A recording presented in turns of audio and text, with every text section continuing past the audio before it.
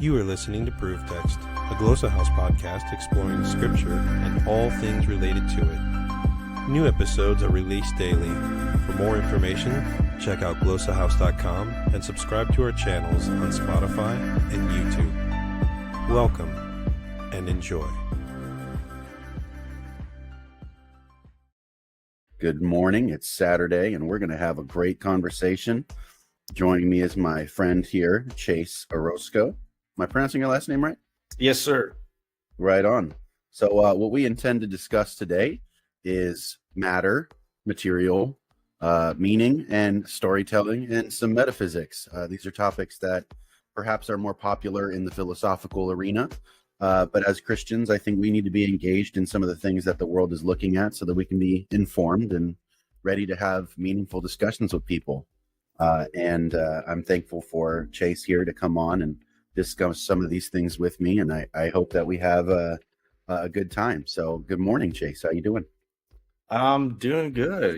Just a good Saturday morning here in San Antonio. I wanted to say real quick, last time I was on, a couple months ago, a lot of people probably didn't know this, but I was right in the middle of a COVID. I had just gotten COVID that Saturday morning, and I was having a fever like meltdown right in the middle of that interview. And so that was a pretty interesting little ride there. My entire back was all sweaty and everything like that. I was just pushing through that. But that was just, I just thought I would mention that. I thought that was kind of funny to think about, as I was getting back on here with you guys. Well, you hit it well. I think that you hit it pretty well. Yeah, I was doing my best not to like give off the impressions like, oh, I'm dying over here, But yeah, so I had to get. It was the following morning. I was eating breakfast and I realized I can't taste my breakfast, and I was like, I think I got COVID. So I had to text my mom. I was like, I think I need a COVID test. So I got a COVID test, and yeah, it was pretty bad. It was pretty rough, but it was positive and it was fun. Good times. But yes, it's good to be back, and I am feeling much better today than I was last time. Yes. Fantastic. Praise God. That's great, man. Yeah, I did not have any inclination to think that you were ill while we were talking. Maybe a bit tired, but I wouldn't have guessed that. So good on you, man. You got some good nerves of steel going there. It was tough. It was tough, but yeah.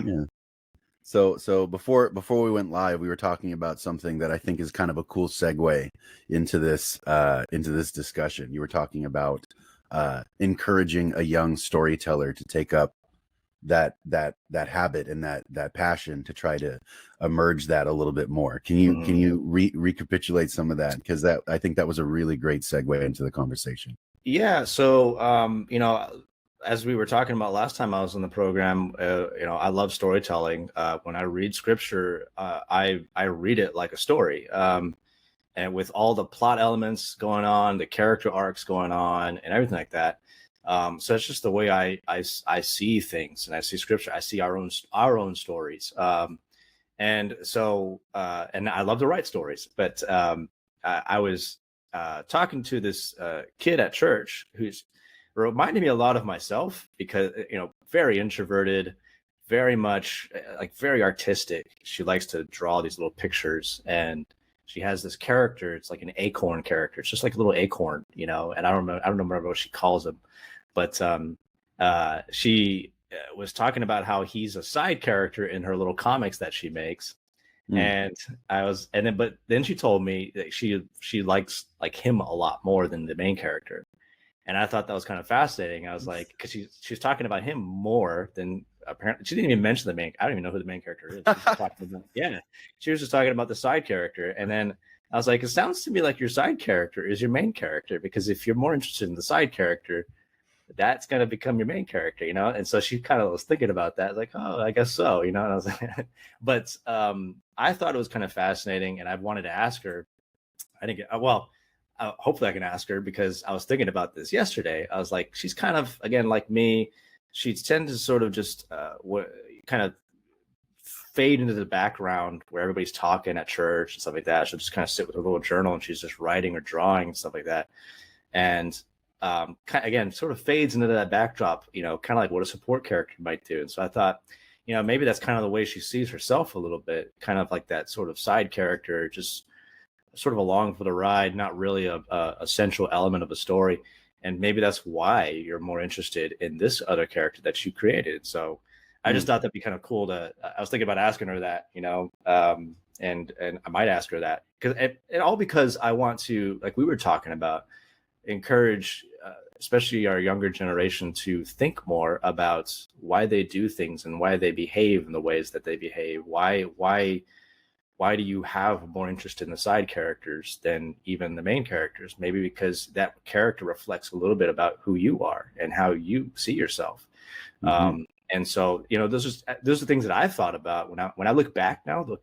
That much about it, when I was a kid. Now that I'm older, I look back and I reflect on a lot of that stuff, and maybe that is the reason why I was the way I was. It just kind of makes a lot of sense. It's just kind of I want to try and encourage whenever I want to telling her like, hey, if you got making these little comic characters, I want to read them. I want to see them. I want to encourage you in this little path that you're going, because that's kind of how I started, just making these little comic characters. And you may end up making some really great characters and great books with a Christian worldview perspective.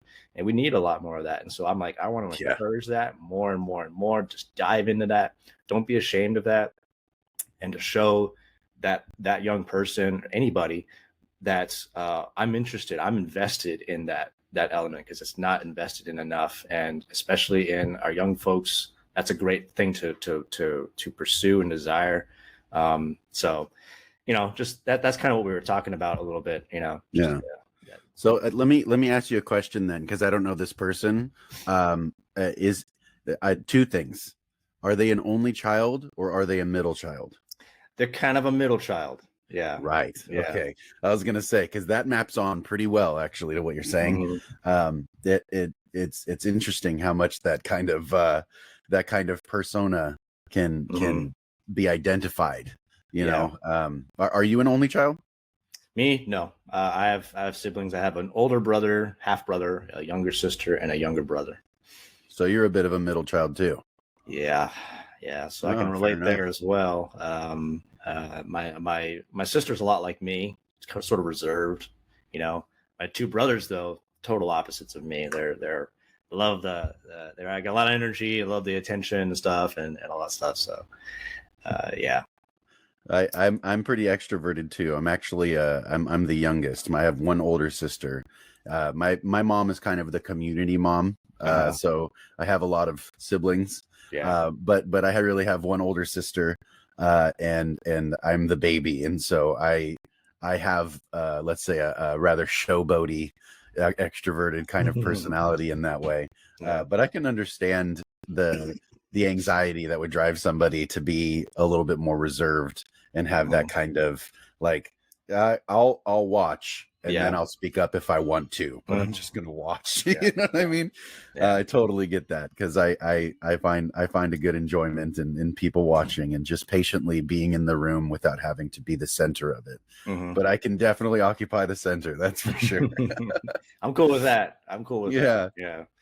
Right on. Well, I really love that encouragement for the younger generation to come out and invest their creativity and their talents, because it's not like there's a lot of things that are tending us toward investing those talents and creativity. One of the other things we were talking about before we jumped on live is this like microwave dinner version of entertainment that's coming out now, where everything is short form videos and cartoons don't have a plot anymore. They just try to be as random as possible. And, adult shows really don't have much to say anymore. They're not writing new stories. What they're doing is inverting old ones for the shock factor. And it's just, there's not a lot of creativity bubbling out there right now. And it's kind of getting buried in the fact that we're so entertained that nobody has these spells of boredom that really brought out the inventiveness of prior generations. And so it's really encouraging to see that some younger people are doing creative enterprises. And, I've actually been, this technically isn't on the outline that I sent you, but I'm kind of curious about your thoughts of, one of the things that's been bugging me lately is the fact that we have these AI generated stories, AI generated, like those I typed this into a robot and it made me a script, or they have those AI generated imageries and photos anymore that are coming out now that a lot of people are really interested in, it seems like. But I've noticed that when they type in their prompts to get these things from AI, it's either a joke or it's actually about metaphysics. They're asking a robot what they should be asking a pastor or a priest, which I find to be very troubling.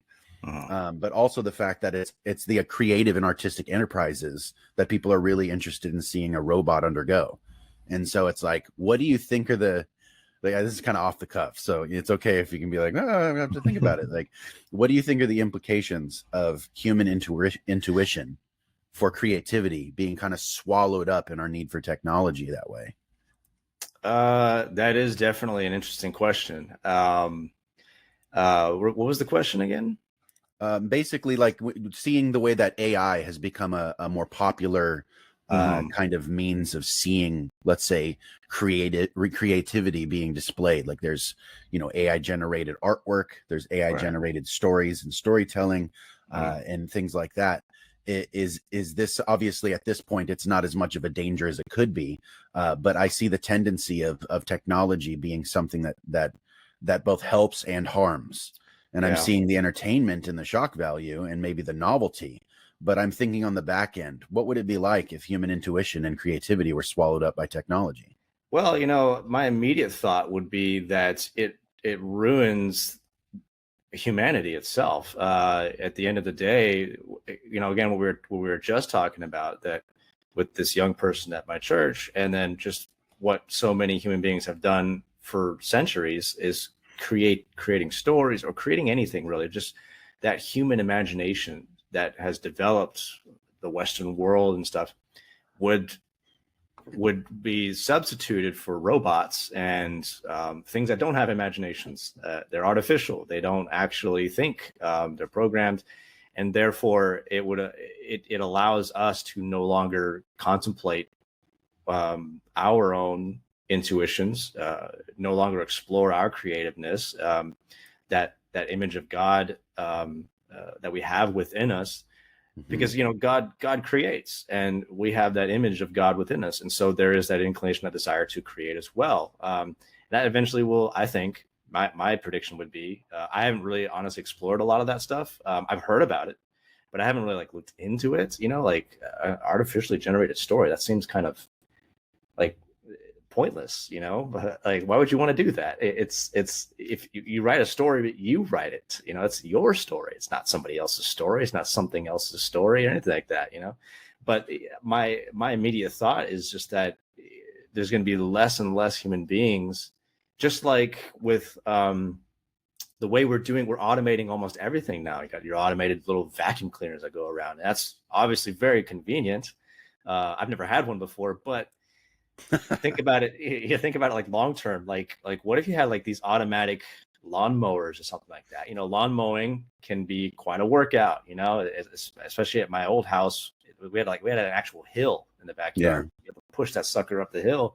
It's a good little workout, But if you had like an automatic lawnmower, then you're not really doing that hard work anymore. That kind of toughens you up and helps you. If you just have all of this automated, then we just kind of sit and we do nothing and we just rot. Right. So I think the same problem could happen with storytelling. You're never really thinking and exploring things and that kind of stuff. So I think you're right. I think there's something to be said about the growth that humans specifically experience because of adversity and difficulty. Like if you were to take all difficulty away and add nothing but convenience in its place, I feel like what we'd have to do is just kind of break everything to see something interesting happen, because we couldn't deal with that. That kind of world would make us insane. But the way that this all kind of sparked for me was I was seeing these online. There's kind of this trend going on right now where people are posting pictures that they got from AI generated artwork. And they would type in certain, pre-selected prompts that they have and say, okay, I want to see a picture of God and heaven. Right. And it's like, they're typing in pictures, they're typing in ideas, but a lot of the ideas that I've seen that people are posting that are, let's say, the most impressive versions of those pictures are not pictures of, let's say, a sandwich or a bus stop. It's pictures of, I want to see heaven. I want to see John the Baptist. I want to see like just these metaphysical, like biblically oriented, often spiritually oriented pictures.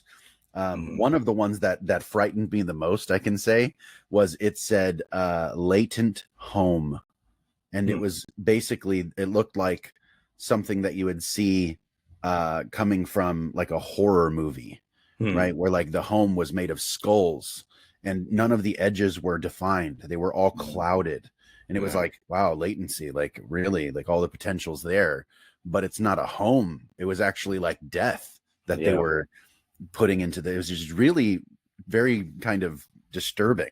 But I think that there's a danger in kind of burying human creativity, and we have this creativity. It's obvious that we're drawn to it because we're like, oh, I want to see artwork, I want to listen to music. It's like, imagine what happened to music over the last 30-40 years when electronic instruments became a thing that supplanted, let's be honest, they supplanted the human element of accident and creativity for something that could be really clean and refined. And that clean and refined sound can be impressive.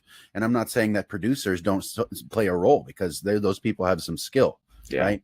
But there's also something I'm a drummer, right? And I know you play guitar. It's like there's something really special about the human element that comes into human expression through music, through art, through story. And if we lose that human element because we're trying to supplant it with technology, primarily for convenience and, let's say, perfectionism, let's say, it's like, I think we're losing something bigger than just that human element, right? Like our creativity and our intuition is what in our mind helps us to reach forward and grab things that we don't yet have. It's like you look at the way that theologians and philosophers were able to explain things.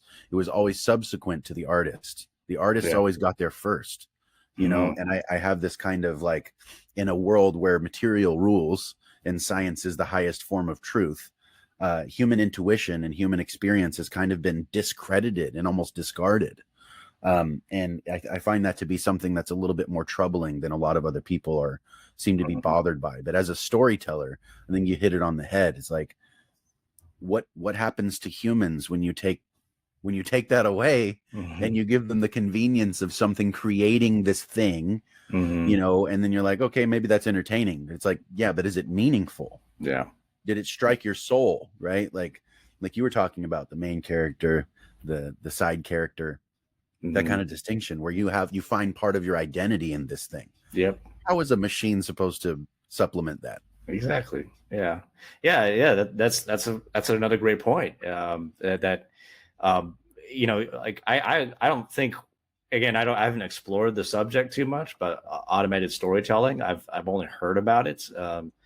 And so my thinking is like, how can a machine, because a story is supposed to have a purpose. There's supposed to be meaning in the story. It's supposed to be telling you something. Like, I would say the overarching biblical story is redemption and reconciliation with God. That's the overarching idea of it, that broken relationship being restored. And how is a machine, what's the machine giving you for a purposeful meaning? It's just kind of, I would imagine it's just giving you something random, just here's my story, and like, what's the point of it? What are you trying to tell me with this story? Which is an element that is lost on us. And it even goes, again, like you were just talking about music, goes back to music. Like a lot of music today is just so automated. We were talking in the shop yesterday about some of the hip hop songs that were coming on, and even the voices are like kind of auto-tuned and everything. And then I'm like, he's just talking about money and stuff like that. You know why there's no such thing as classics anymore? It's because this stuff's forgettable. There's nobody. You like it for like 2 weeks, and then you're moving on to the next thing. We still listen to a lot of the 80s songs, which I'm getting tired of personally, but I know why people love them, because they're classics. There's like a meaning to those songs, and you can feel it in the song itself. And like a lot of the music that I listen to, when I listen to the piano playing and stuff, Like I've been listening to some classical stuff with like a beautiful piano piece, and you can just tell there's humanity behind that piano, because he's kind of hits some notes very lightly, but then some of them he hits them really hard. It's like you can just tell there's a human being who's just, there's emotion, there's passion there when he's playing, or he or she, whoever. And when you can just automate that stuff, it kind of takes away that human element. And it is the same with storytelling. When you just take away the human element to it, there's a part of it that is all that dies with it. Is that like the heart of it is taken out with it. It's just something. Yeah. It's just like it's like a automated brain, just working without a heart, with it. It's just, yeah. Men absolutely. Without chests, as Lewis would say. Exactly. Yes. Yeah. Which brings me actually to our original talk was going to be specifically about perfect segue. Metaphysics. Yeah. And so like looking at the way that the human experience and this kind of emotive presence of humanity and their creativity and stuff, it's like seeing how that expands out into storytelling at large, modern stories, right? Like imagine the depth of the stories that came out, let's say even 100 years ago, right? Like we're coming up on what, 80 years since Lewis was writing the space trilogy and Tolkien was writing the Rings, and George Orwell was writing about Big Brother in 1984. It's like that stuff had some deep human intuition to look forward and see what was coming. Art, like I said, the artists get there first. They were able to look forward and see what was coming. And they had that deep intuition. And I think the fact that we are so constantly entertained and we don't have those dry spells of boredom. Yeah. Right? We don't have those quiet sit down and just think, right? Like what kind of crazy anxiety comes out of a person that can't just sit down and think? It's torturous for your mind to not be able to formulate things and put things in their place and make these categories. It's like all the categories that we want to see have to be disconnected from human experience. And we think that, we have crazy catchphrases that come out like from Ben Shapiro. Facts don't care about your feelings. Well, like, I think that there's something to be said about that. Yeah. Truth can be objective and so forth, yada, yada. But really, who are you talking to? A machine? Yeah. Or are you talking to a person? Yeah. Because our feelings seem to care about the facts, whether the facts have feelings at all. We're not perfectly logical creatures. We're emotive ones. Yeah. And if you're going to hit somebody's heart and explain to them, let's say the gospel, right? And you're trying to explain to them, this is what happened. You're not going to simply lay out historical factoids and expect that to hit their heart. Right? So what is it about story, like for you, the author, what is it about your story that you're like, this part I think should hit the heart, right? Like, I'm not just like explaining the setting or explaining a time frame, and like it's like, because you can hear a boring story. So you wake up, I woke up, I began to breathe more regularly, and then I moved my feet a few inches to the left. I dropped my foot, the bottom of my foot impacted the floor. That is a boring story and nobody cares. Yeah. Right. So how do you get somebody to care about your story?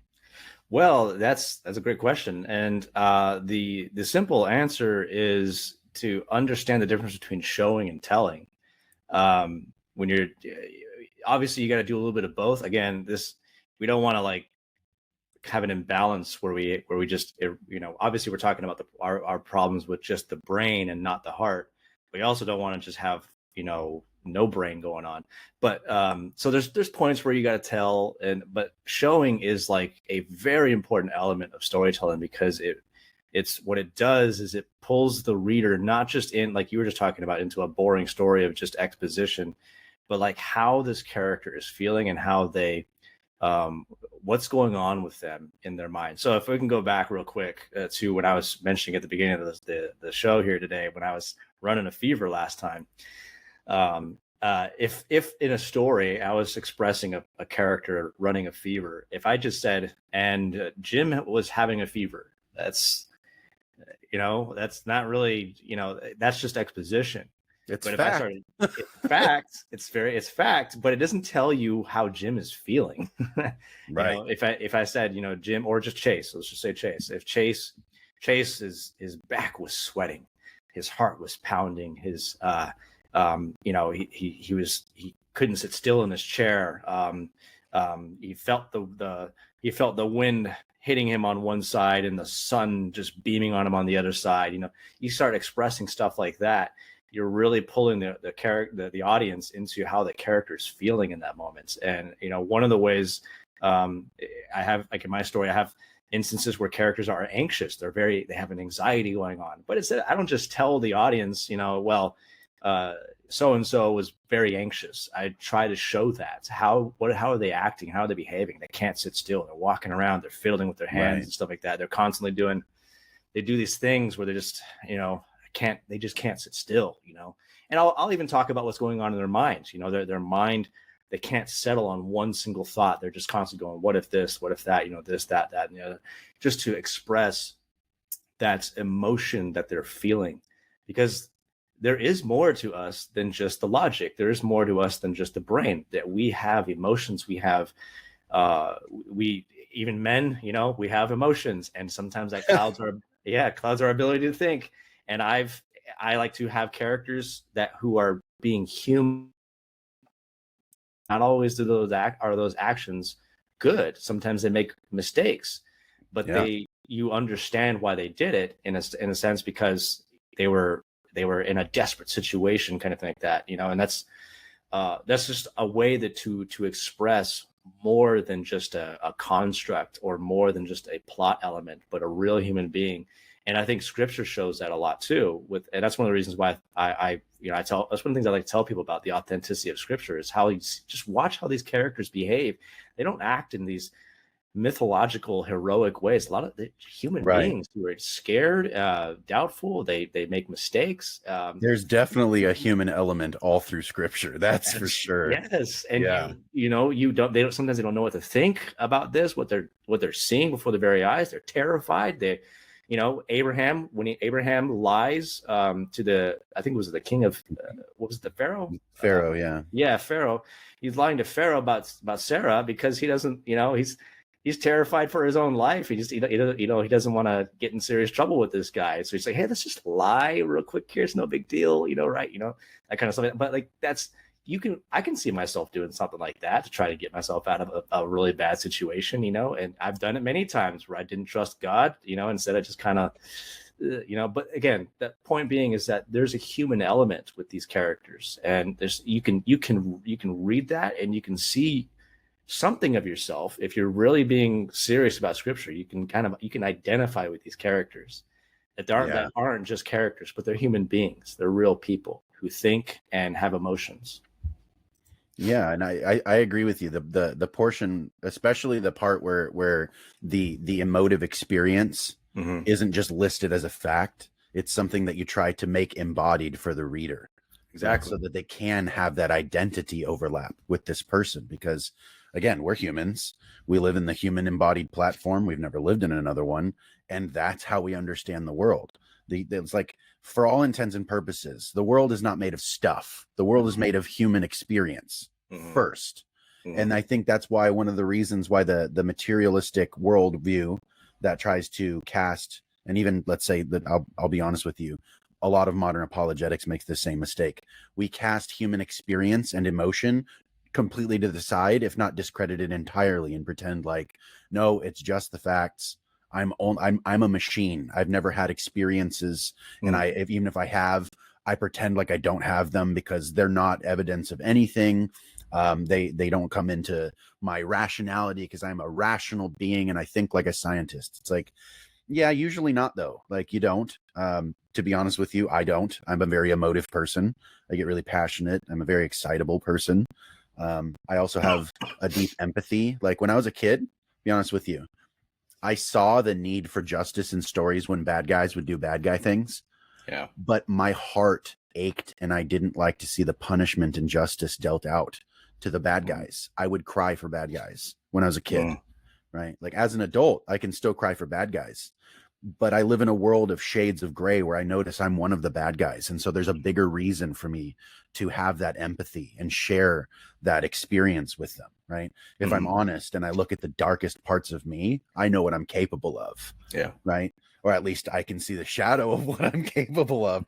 And it makes me more ready to mourn for somebody who is acting evilly or having twisted thoughts and so forth. And being, let's say, maybe even logical, but they kill the humanity inside themselves, and they act without emotion, without feeling, without care, without a connection to other people. They're not relational, right? And it's like, I mourn for that person in a way that's different than the person who's just acting irrationally because they're emotive. Yeah.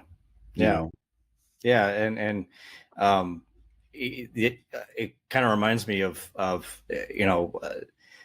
some things that I've noticed in a lot of people who are, like critics of storytelling or whatever, good or bad.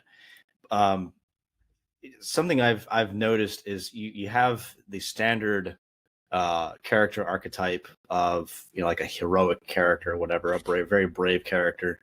And these days, in today's day, people want more than just the standard. Like, you have either the heroic character or you just have the comic relief character kind of thing like that. They kind of like fulfill these standard character types. Again, they're not really human. They're just sort of plot elements to push the plot forward rather than making real human characters. What I appreciate is that people want more than that. They want a character who is much more than just like a one-dimensional kind of character.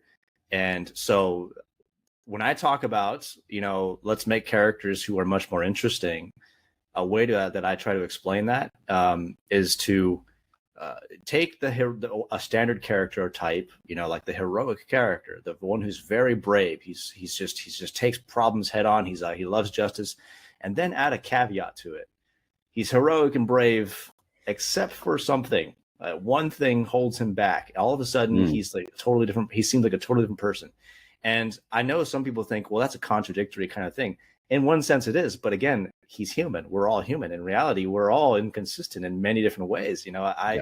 I'm a very quiet. I'm usually not a very confrontational person. But there are some things where suddenly I'm just, hey, wait, all right, we gotta. This isn't going to work, kind of thing like that, where, just all that stuff changes. And it's like, I've thought about these things. Like, why is that? And it's just, it's because, and we talk about these issues, especially when it comes to characters and stories, as if like that's contradictory, as if this character is supposed to be like just a programmed thing, right? And that they're supposed to behave in this way. And if they behave in any other way, well, that's just contradictory. That can't fit that character, but it can sometimes, because in real life, it's a lot of that way. I mean, people talk about a lot of the characters of history who are, and hopefully I don't catch a lot of flack for this, but people talk about Hitler being the worst man in all of history, and I'm like, well, there's been much worse guys than Hitler. Hitler's bad, but there's been much worse guys, and honestly, even in his century.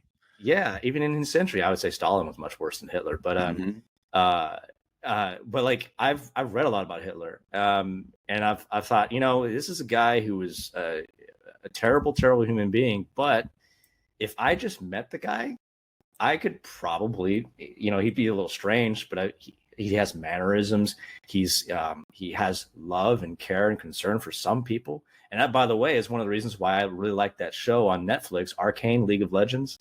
I don't know if you've watched that show, but it's like, it's a great show. It's a great show because like the main bad guy in that show, you start to like not like him, you hate him, but towards the end of it, you see his humanity, that he cares for somebody, and he's driven. And you kind of feel sorry for him in the end. Like I know what you just told me about you and bad guys and stuff, that you're gonna feel really bad for this guy. So you're probably gonna cry. But that's really important, is that we are more than just these constructs, these just made up of these basic character traits. And if I can just say one more real quick thing, when it came to creating characters, I was looking up a lot of stuff on how to do this, how to make memorable, meaningful characters. I saw many different kinds of devices, but a lot of the advice I was seeing was just basically, well, what you got to do is you got to make this list of all the you got to basically create this list of what your character is, their likes, their dislikes, and blah blah blah blah, what kind of music they like, and this, that, and the other thing. It's just this list, and you're just reducing a person to just a list of things about them. And then I saw another one that I liked a lot more.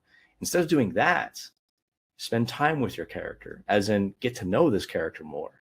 See, just let them sort of flesh themselves out and see, instead of seeing them like an organized list of things, but as just sort of sometimes a bit of a mess and just a jumbled mess of things and complicated. They got some issues going on and stuff, and they have an inner struggle with this, that, the other thing. And that really, I think, is much better. When you meet new people, you don't sit there with a notepad and you're just listing off what they like. You're talking to that person. And every time you're talking, even on the camera, I'm looking right at you on my screen because I want to see because that facial expression, like you guys are talking about with that last program with the Eden one, there's the humanity is expressed in the face, and so you're looking at them right in the face. And that's what I do when I'm talking to somebody. I don't want to just see what you're saying to me. I want to see if there's something emotional about it, that really grips you, when you're talking to me. And that's why when I write my stories, I'm having dialogue with characters. I try to also express what they're doing and the facial expressions that they have to sort of show that they're not just talking, but there's a humanity there to these people, so. Yeah. Well, I what I really like, and I know that you also are a fan of C.S. Lewis, and in his fiction writing, one of the things that I really, really care for is the fact that he will, in fact, introduce not only like facial expression, body language, things like that. What he does is also integrate the sense data of the character he's describing. He says what they feel with their body, with their sensations, right? He says what they smell. He says the colors and brightness of the things that they see. The warmth of the air around them and how it feels going in and out of their mouth and things like that. It's like those things. Those are things that we can really understand and embody.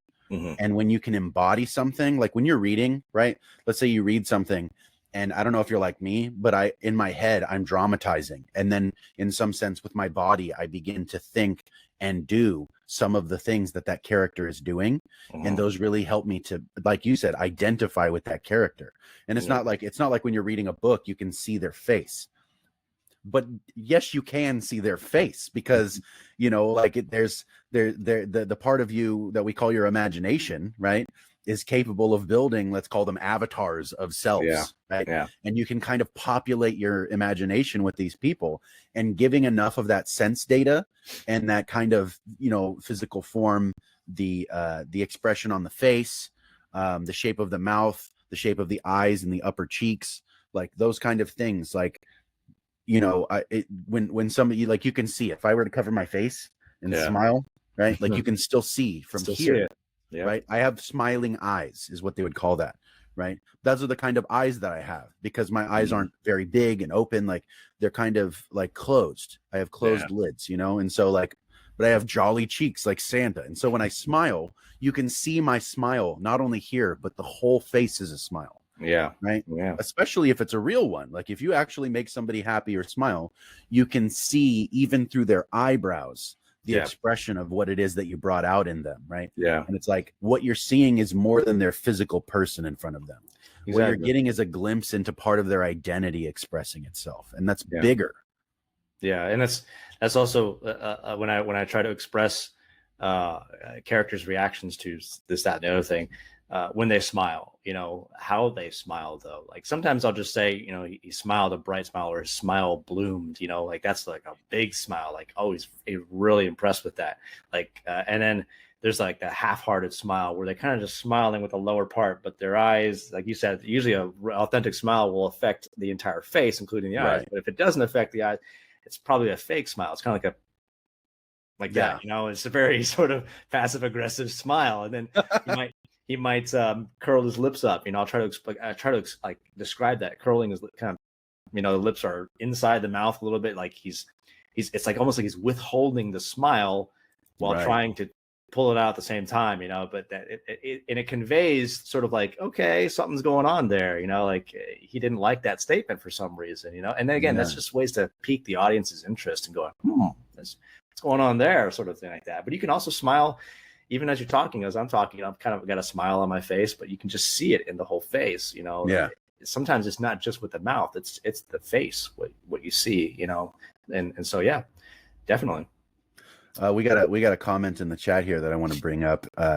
Is from Tell Me the Truth. I like that name, by the way. That's pretty rad. He said, in my opinion, the importance of these things for Christians is to understand that the first grounding principle, the archetype for all metaphysical realities, all transcendental categories, logical laws, and reason included, is Christ, the Logos, the second person of the Godhead incarnate, through whom all things were made. I think that's important, and I think you're right. Thank you for writing that. But also, I think that that's where the rubber meets the road, is that each of us are sharing in that humanity and that human platform that Christ, in fact, took on to himself in the incarnation. Christ had a face. Christ had a smile. Christ had an expression of his identity displayed on his person. Right. And to know, when you read the Gospels, sometimes it's lost on us because we like to think about the historicity of things and we're not thinking about it as a narrative necessarily.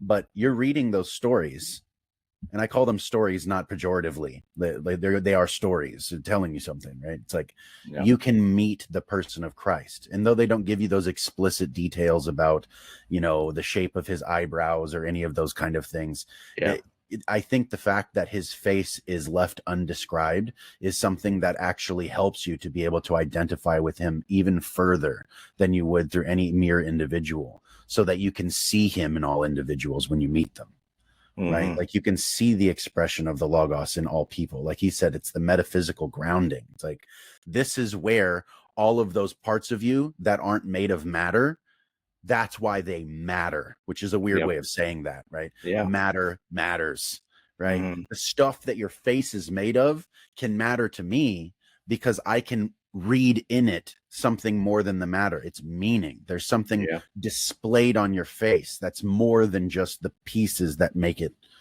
in front of me, right? Like more than the solidity of your skin or whatever. And there's something about you that displays identity and value to me that I can identify with, right? Now let's say we'll make this really biblical for a second and talk about the idea of good and evil, right? If I can see you, I can identify with you, I can feel with you or for you. Now I have a capacity to do good for you and to you in a way that I couldn't if I couldn't recognize your person. I can anticipate a need. I can see a desire. I can see a passion or something displayed in your words, in your face, that make me say, oh, this person would really benefit, or like this would help them. This would bring happiness to them if I did X, Y, and Z. And on the opposite end of that coin, if I don't have the empathy that I was saying that I have toward villains and toward heroes and people in general, if you don't have a deep empathy, you also can't be a very successful villain, because to be a villain, you really have to kind of also know, I know what would really hurt you. Right? Yeah. Because I can feel that. I refuse for me to feel it, but I would know what it would hurt you. And as soon as I know what would hurt you, I can really do evil that goes beyond just tragedy, like a hurricane or whatever, and bring something more than a hurricane, more like a Holocaust, right? That's only possible because of something like empathy, right? To be able to feel the other person, to be able to understand that their identity is displayed, to know that this is telling you about something more than their physical makeup or whatever. And I think that that's one of those things that, if I'm honest, I'm not sure that atheism has a sufficient explanation for not the biology of your face, but the meaning behind it. Try to reduce everything to a psychological phenomena, but really there's something that goes, I think there's something that goes past that pushes past that psychological explanation or neurological explanation in your brain, like the amygdala experiencing negative emotion and flagging it as trauma or whatever. It's like there's something bigger than that happening when I recognize your person. You know what I mean? Yeah, and that's it's one of the reasons why you see these, when we see these new robot AI things that have faces and everything like that to them, and you're talking to it, it's actually just kind of creepy more than anything. It's not actually, because it's not real. It's not a human being. It's all artificial, and we can always see right through that. That's one of the, and it's, so that that's one of the reasons why robots can never, no matter how sophisticated they may become, truly embody what makes us human. And it's not the physical makeup, even though that matters. Like you said, it still matters, because in the physical world sort of expresses who and what we are. Like our essence sort of in a sense shines through in our physicality. And so there's this you, and I think if you were to talk about things like the hypostatic union, it kind of, it has something to do with that Jesus is truly God, truly man. The Son is in Christ, and he's expressing things true, like himself in Christ, but in a way that we can't truly, you cannot reduce it to, because when you try to do that kind of stuff, that's where you end up in bad places. That's why the church just confesses he's truly God, truly man. Well, how does that work? Well, we don't really know how it works. There's just a mystery going on with this relationship between the physical and the spiritual, but it's there. It's truly there and so, like you said, in atheism, you don't, because I would say consistent atheism. I don't think a lot of atheists really do this. I think they might want to call themselves more like agnostic, but a lot of atheists tend to act very spiritual, and be sort of acknowledge a lot of spiritual stuff. I've listened to a lot of Joe Rogan where he sounds like he kind of does that, but he still calls himself an atheist. And I think consistent atheism would lead you to materialism, would lead you to a very reductionistic view, and so it can't explain, these things can't explain why I get these beautiful sunsets here where I live. I have like this, just I can literally see west as far as you can. Gorgeous sunsets almost every single day. I'm not here every time they happen, but still I get them every single day, and it's beautiful. We look at these sunsets and we just think, oh, it's just so gorgeous, and we take all these pictures of them and everything like that. But why? What is it about that is beautiful? Right. Because it can't be just the thing itself, because all that is just a big giant ball of gas, 9 million, what is it, 9 million miles away, something like that. I'm not too familiar with the specifics, but it's, just a big old ball of gas that would burn you up if you get, not even too close, like just any closer than what we are to it right now, it would get pretty warm. But it's all it is, a ball of gas. And what are clouds but just what are they in the sky? It's just atmospheric pressure and all that. Atmospheric pressure and all that stuff. And then I read somewhere that the reason why you get the glow you have on a sunset, the burning red, it has a lot to do with the atmosphere and everything like that. I can never retain this information whenever I read it, but that's all what's really happening, though. At the end of the day, when you look at the stars at night, again, just balls of gas in the sky. It's all it really is. But nobody wants to look at it like that. You see something much more going on there. Like if you're, no matter who you are, if you just sat down, put your phone down, just stop, just go and put the phone down. Put the phone down. And you just watch a sunset for a while, and you just, man, I haven't done this in a while. And there's something, like, you feel something going on inside of you. And suddenly you want to think about things that are more meaningful. Materialistic things don't do that. There's something more there, even though it is true that it is just a ball of gas in the sky, but something is being conveyed through that to you. Something's communicating to you. And if you want to think about it in an analogy, it's like radio signals. Radios, tower, they receive a signal from something. Sometimes you don't know exactly what it is, but it's something. It's kind of like we have that when it comes to the spiritual. Human beings have this sort of contact with the metaphysical, something that's beyond us. And I would so call that meaning making. You're able to perceive. This is the thing. I've had conversations before with my friend Richard Suttles, the Faithiest Atheist. Shout out Richard. But he was on that episode that we did about the cosmic structure of Eden also. By the way, anybody who hasn't seen the cosmic structure of Eden discussion we did, check it out. It's awesome. It's on the channel for Complete Sinner's Guide on YouTube. We're going to do a part 2 next Saturday, so looking forward to that. Please check out that first part before you listen to the second part, though, or you're going to be lost on its context. Anyway, Richard, I had a conversation with him about something that he's passionate about. He has a background in, I guess he called it counterterrorism, where he's encountered, let's say, the religious element of man in a guise that makes it obvious that zealotry can be a real danger, right? Yeah.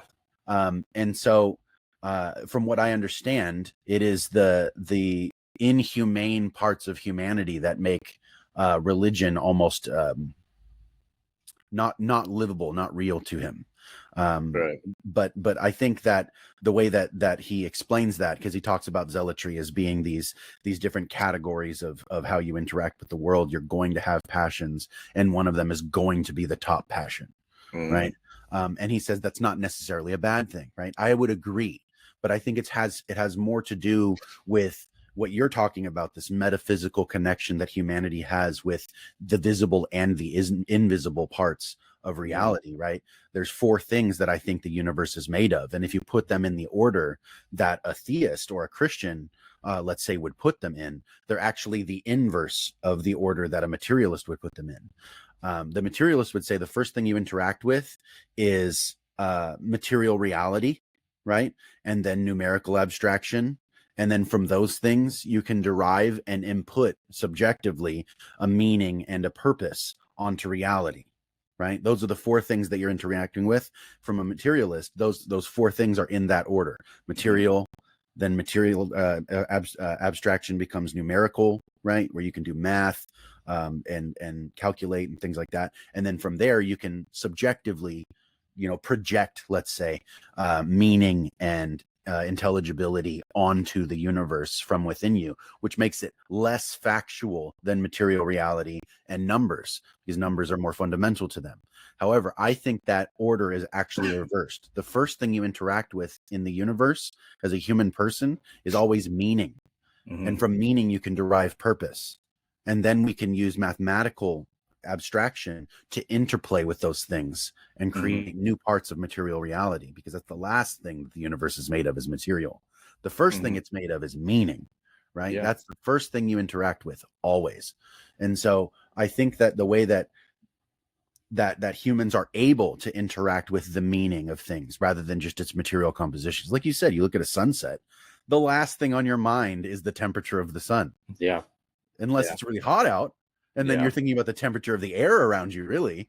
But you almost blame it on the sun in a direct way, that you're not thinking about the causal relationship. You're thinking about what the sun means. The sun means day. The sun means morning. It means evening. It means heat. It means life. It means light. It means all of those things, right? And it's like, okay, but the sun is made of something specific. It functions in a certain way materialistically. But what does it mean to you, the human?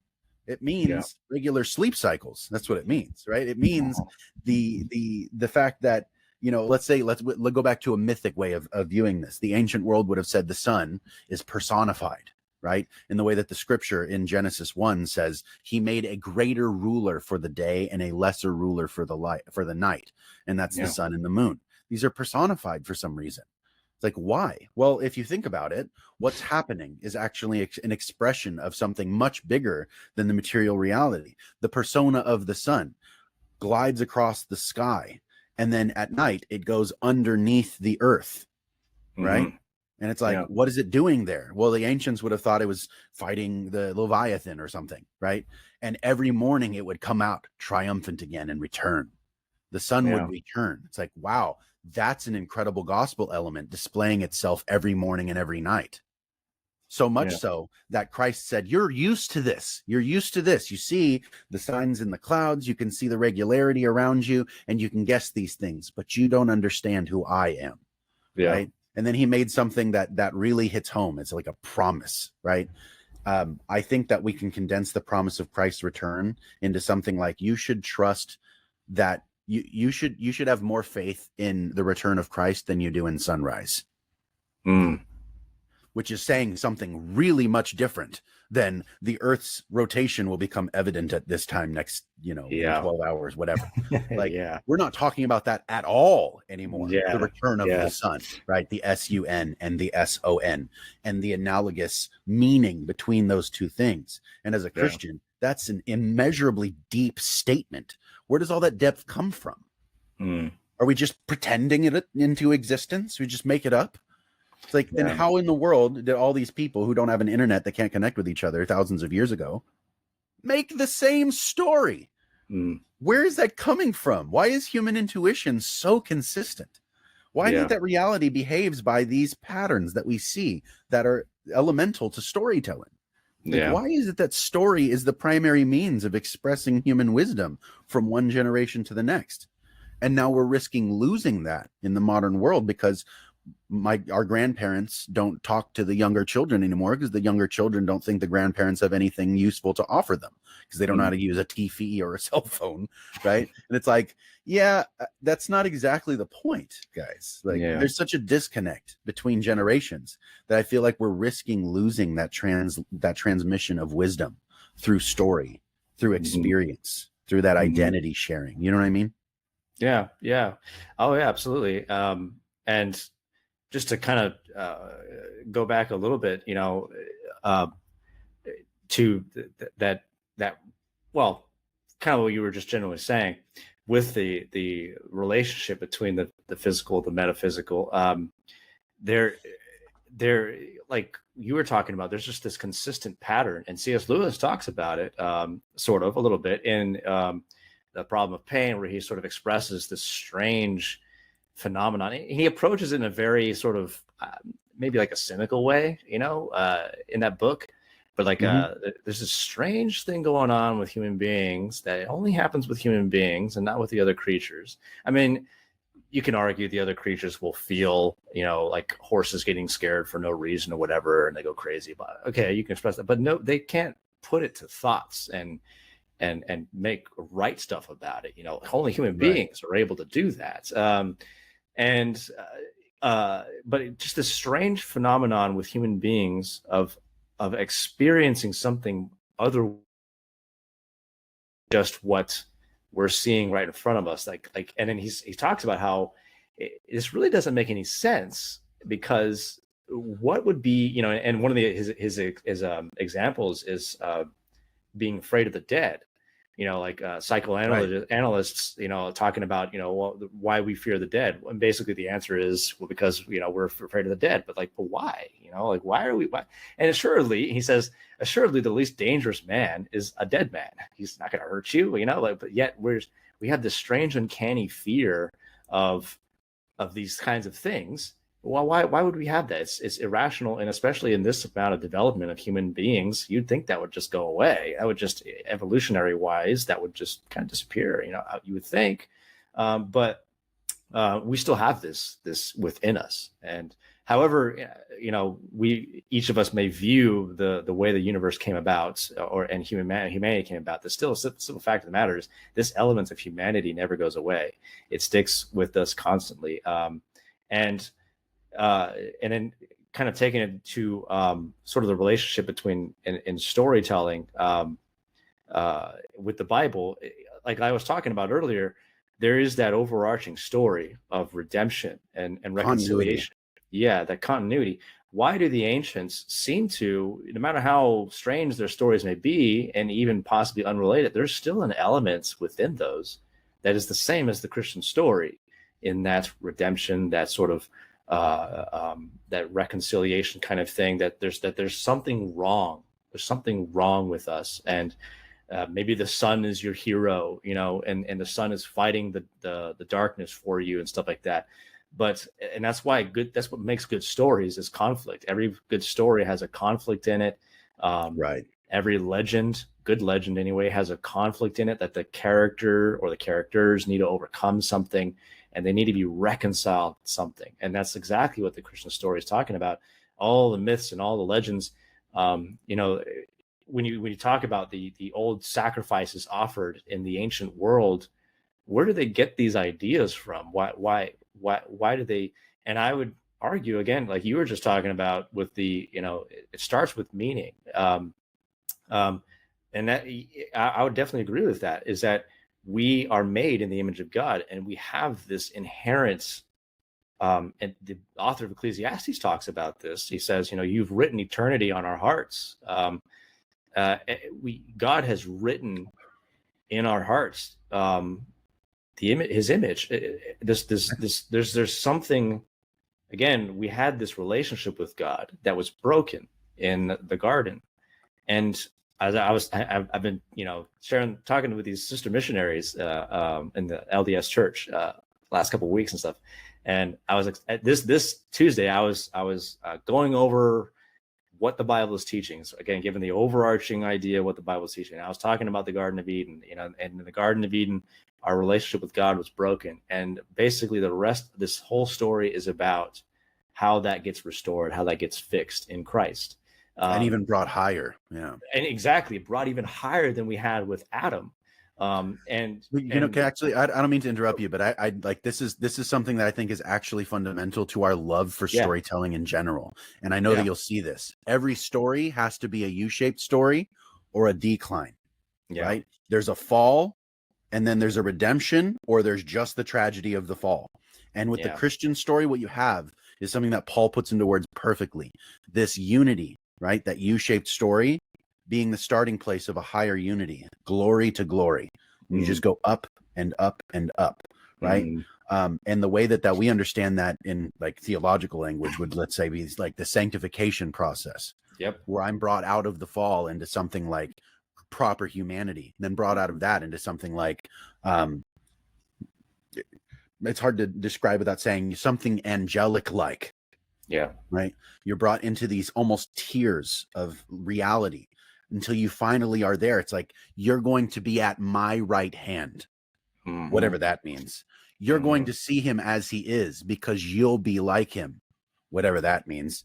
That is so overwhelming because there isn't a story we can create great enough to represent that high of an ascent.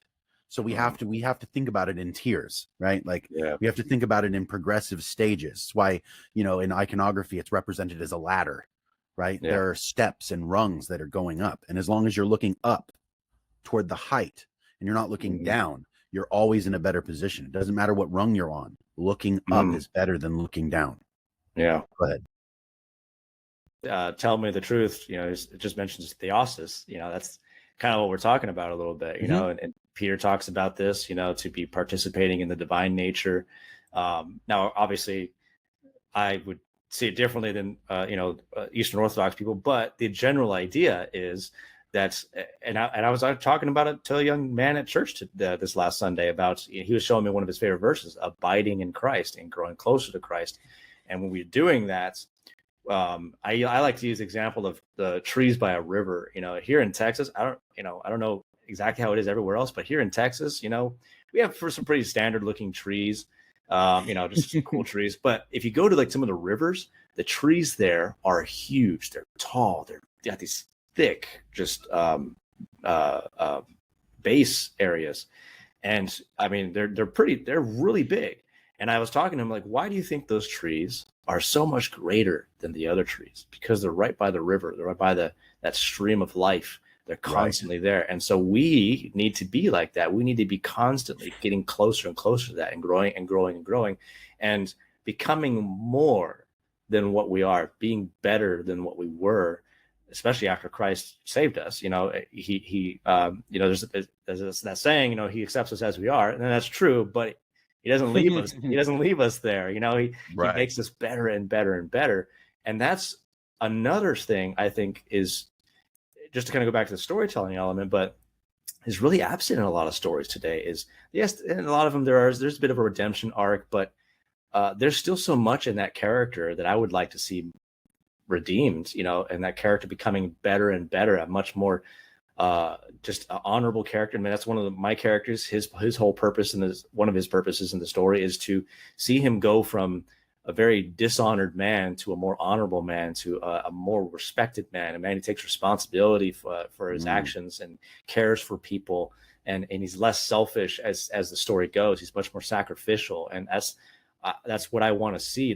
That's the kind of evolution I want to see in these characters. Is just these people who are growing into more than what they were and what we typically see in people. And so I think they don't grow in those story arcs by way of convenience and ease, do they? No. There's he has to learn a lot of hard lessons and a lot of pain and stuff like that.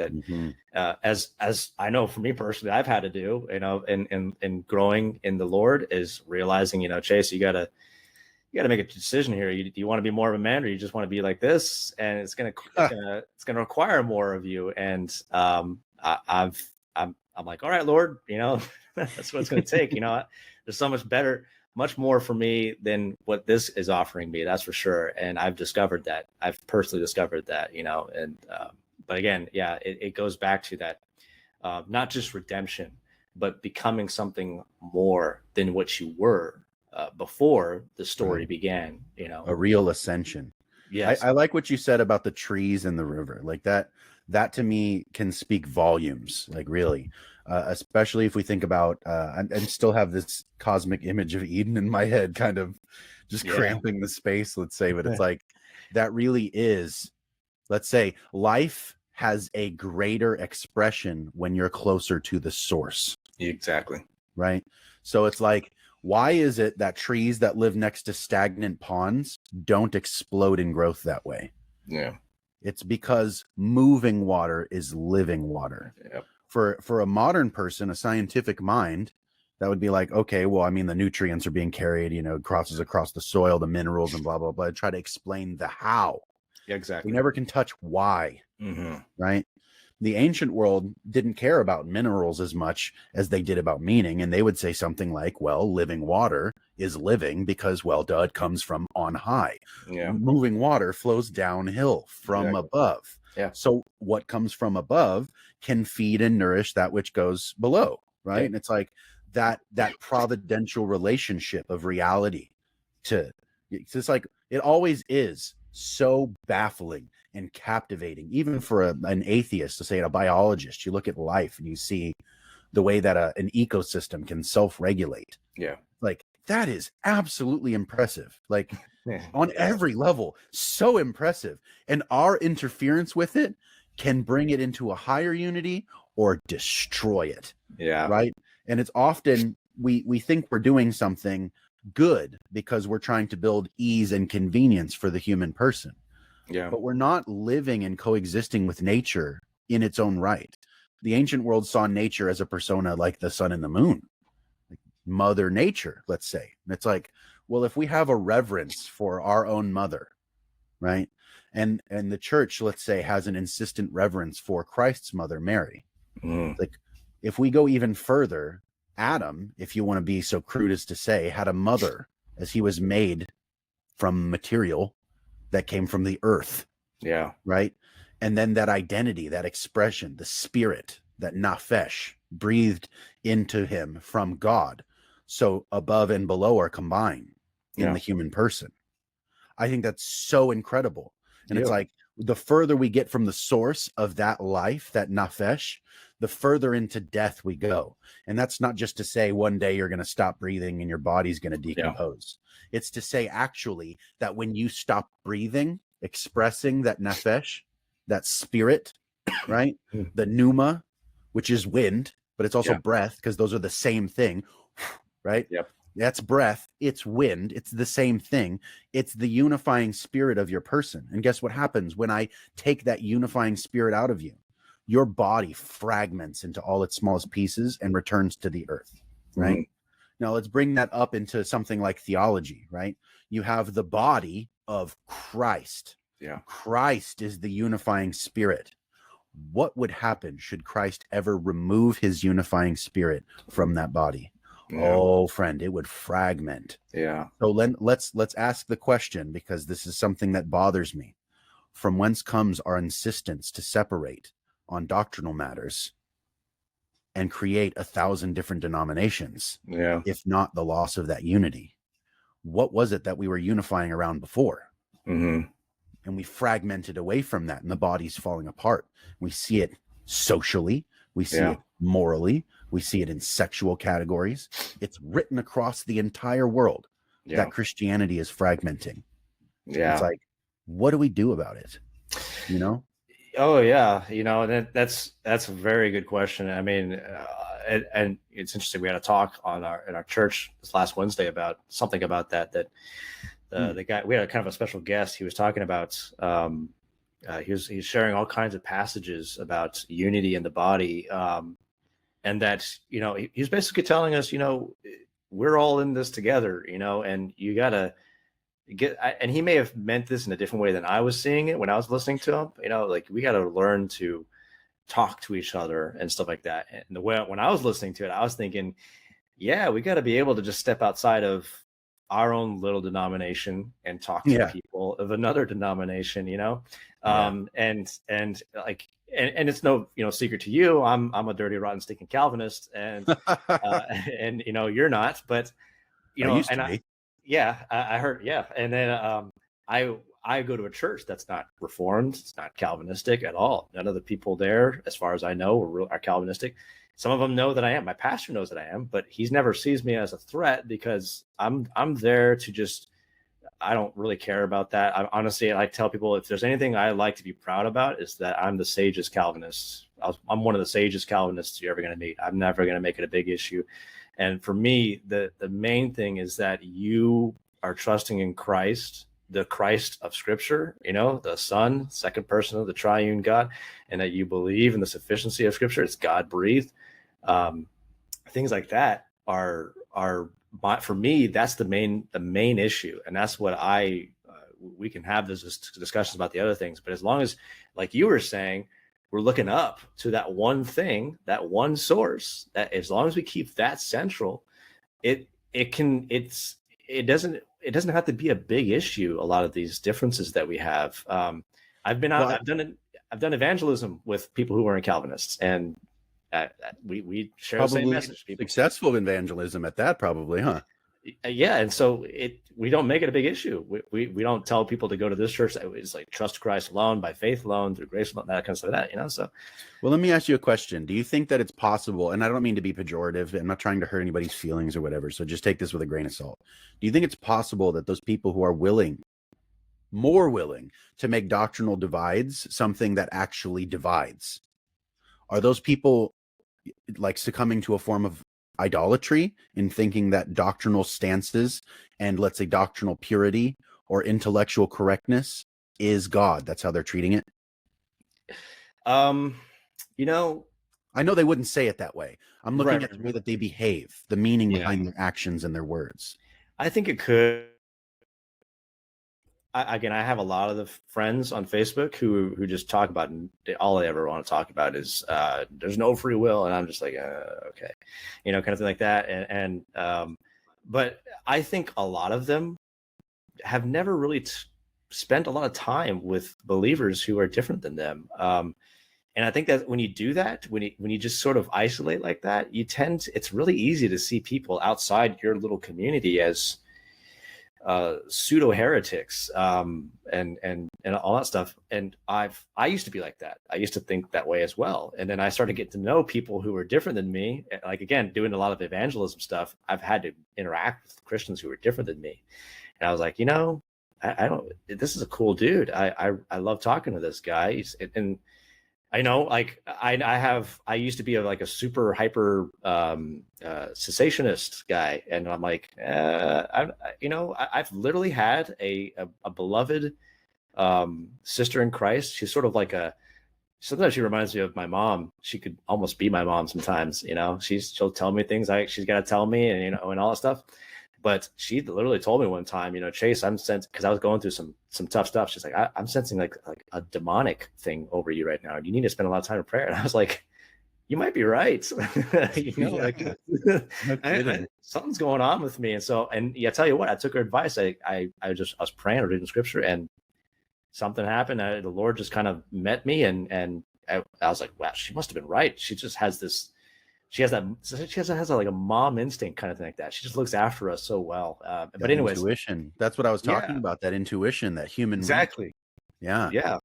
And I think that's what I look for more when I talk to other Christians. I want to see, like, has God, and it doesn't have to be the way that I see it, but has God touched this person? Has God really changed this person? And that's what I'm looking for. Like, we can just talk about scripture and just have these, that's somebody who's encountered God. And I'm like, I don't, I'm not too bothered by how you see, like, maybe the end of the world. We may have different eschatologies or different views of baptism.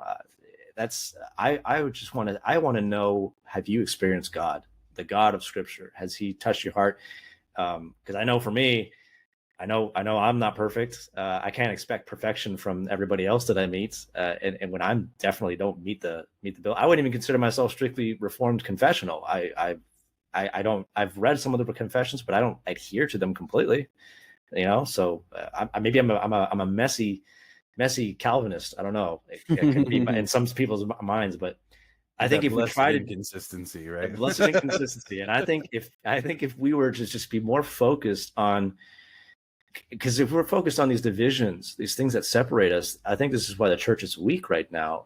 It's incapable, and I understand that there are important issues to talk about, but there is an absolute leviathan rising up right now in America, and if we don't prioritize things and talk about the things that are like really important.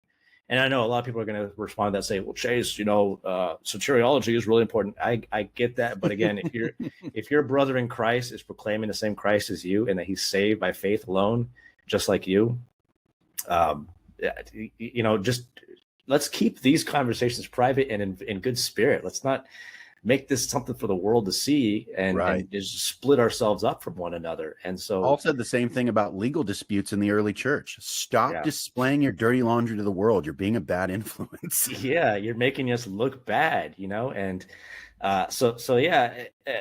we just, I think it's really, to go back to the question, a lot of folks, looking at myself, they atomize because they haven't really encountered, they're in these churches that are like super hardcore cessationalism and stuff like that. Like, again, all due respect to John MacArthur, it's kind of like they listen to a lot of him, a lot of times, and just, I respect John MacArthur, but when it comes to polemics, I would always tell people, I wouldn't stick to John MacArthur, but they just haven't stepped outside of that little world that they're living in, and just talk to other Christians and learn how to get along with each other. I think that's really important. I mean, I've learned recently about Lutheranism and getting along with Lutherans, and I'm like, I get it. I have a lot of admiration for Lutheranism. Like, one of the first conversations I had was with Dr. He's doctor now, so I can call him that. Brian Wolfmueller.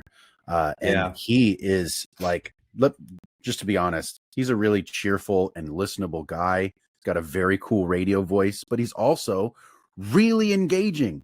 And you can tell that he cares about what you're saying when you're talking to him. It's like that pastoral element of, I'm here with you, for you. Christ is in me here for you. Like that, I have so much admiration for that. Like, that, they have some hard doctrinal stances on their own, but also they try to bring a simplicity to their belief that I really find so enticing. Like, to be honest with you, like, they'll say things like, the bread is the body and the wine is the blood. Yes. Why? Because Christ said, this is my body and this is my blood. Well, how? Don't know.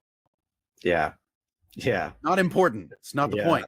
He said it is. That equivocation, I say, yep. Like, wow, how simple. It doesn't have to stop being a symbol, but it doesn't have to be a biological claim either. Yeah. It just is. It's like, wow, just to accept him at his word, like to refrain from seeking certainty and be okay with awe for a minute. Exactly. Yeah. And that kind of brings us back to the subject, of this whole thing is again, when you look at if you look at the Eucharist, and when it relates to the subject, there's a physical element there, but there's something more going on than just the physical. And that's why we can use analogies of the river, the mountains and stuff like that. And if you're just being physical and material, it's just H2O just going down a mountain and just going, eventually finding either a source of water where it's just swampy or whatever, just stagnant, or it finds its way into the ocean. And the trees, there's nothing. Nobody likes that. Nobody wants to think of reality that way. The fact of the matter is, these analogies are conveying in the physical world something that goes beyond the physical world. Right. And for me, I'm cool with that. If you view the Eucharist in this way, like the Lutheran way, I'll just be honest. I'm kind of, it's not my thing, but again, you're a brother in Christ to me, and God's got it all together. I don't, so I don't need to worry. I don't need to worry about that. I can just be like, hey man, we got the same gospel. We're preaching the same gospel, the same Christ, the same everything, all that stuff. I'm not bothered by it. I don't lose sleep over it. I don't have to go around and just, you're all wrong and because of this, that. And I've totally lost interest in doing any of that kind of stuff. I'm trying to focus on the things that are like the cultural issues we're dealing with right now. Yeah. And why that stuff, like this kind of conversation right now. Like if you were to get me on to talk about, if somebody asked me to come on their program to talk about, hey, let's just talk about the recent, soteriology issues, I'm going to be like, I don't want to get in the middle of that one.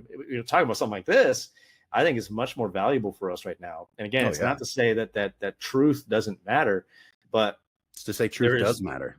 It does matter, but there's an overarching truth, and there's a that we should, like it's. I don't think we should see truth as like just this tiny little thing that you just got to fit through, basically. But like it's sort of like the one in the many. There's a oneness, there's a unity, but there's a many-ness going on in the unity. Sometimes a bit of a mess, but hey, when I talk to some of the LDS missionaries I talk to, I'm like, hey, look, we're us Protestants, we're a bunch of messy folks and stuff, but hey, we when you talk to a Protestant, at least a Protestant who knows what they're talking about, not like a super liberal Protestant, but a Protestant who actually believes in the the sufficiency of Scripture, the deity of Christ, the triune God, the gospel itself. When you talk to one of them, they're going to tell you the same message I'm telling you, no matter if they're Baptist, Presbyterian, Lutheran, non-denominational, whatever it is, they're going to tell you the same message. And they may not tell you in exactly the same way that I would rather tell you, but it's going to be the same message. It's going to always be the same thing, because at the end of the day, the same God that has touched me has touched them also, and has led them on the same. They're coming, going back to the mountain and river analogy. Many rivers come down from those mountains, that high place, and they all eventually, but they may not ever touch, but they come from that same place, and they come from different directions. They go to sometimes different places, but they always come from that same exact source. And so that's the way I try to look at it these days, and not get too caught up in a lot of the polemic stuff, because I think that's damaging us in the long run. And I think the fractionation that we're seeing in the modern church, continuing the river analogy, is basically like the common source would be the truth of the gospel, right? One of the crazy things is that we've had this conflation going on, and I think this actually has its deficiencies in modern apologetics too, is that truth is higher than fact. And if you don't think so, you have missed the point.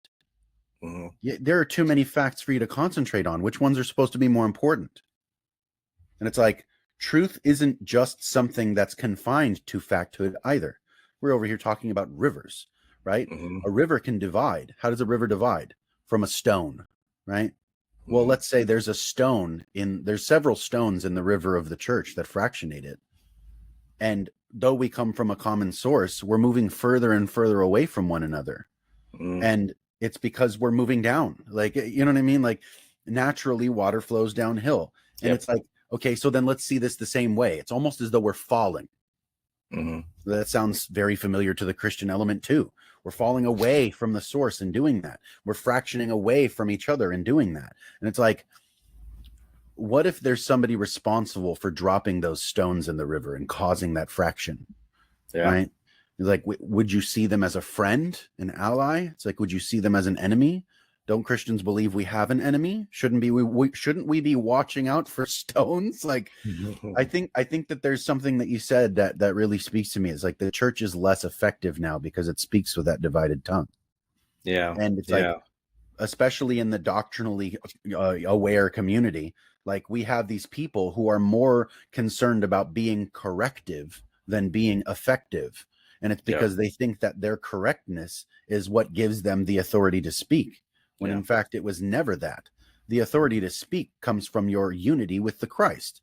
And you can be, you know, like having an exceptionally low IQ and be a complete simpleton and have the authority to speak that Christ gives you. And you've never been a catechumen. You've never been to a seminary. You know what I mean? It's like a lot of people don't realize that there are people who have never been to college who could talk circles around people who have spent their lives in college. I've never been to college. I've never been to college. I've never been to a seminary.